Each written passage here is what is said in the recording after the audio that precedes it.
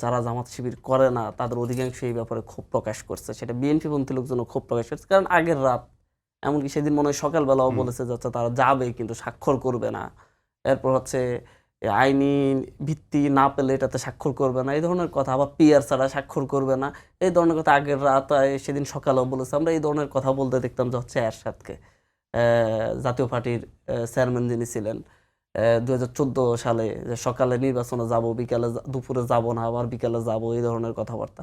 ঠিক একই ধরনের বিষয়টি, এটা যদিও নির্বাচন না, স্বাক্ষর অনুষ্ঠানে যাওয়া নিয়ে, স্বাক্ষর করা নিয়ে।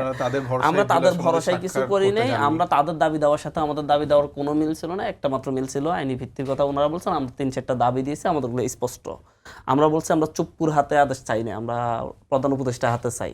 এটা যেহেতু 106 ধারা অনুযায়ী উনি জনগণের অভিপ্রায়ে উনি রাষ্ট্রপ্রধান, সুতরাং রাষ্ট্রপ্রধান, সরকার প্রধানের কাছ থেকে আমরা মনে করি এই সাইন। আমরা তো চুপ্পুদের বিরুদ্ধে আন্দোলন করেছি, জুলাইটা তো চুপ্পুদের বিরুদ্ধে হয়েছে, হাসিনার বিরুদ্ধে হয়েছে।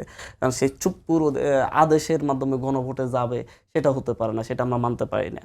এবং হচ্ছে সেই আদেশটা কেমন হবে, আপনি দেখেন বিএনপির কথা মতো আগের দিন একটা সেন্স নিয়ে আসা হয়েছে যে হচ্ছে যে সরকার ক্ষমতায় যাবে, সে নোট দেওয়া হয়েছে, সেই সরকার তার নোট অফ ডিসেন্টের ইস্যুগুলা না বাস্তবায়ন করলেও চলবে, এটা তো কথা নেই।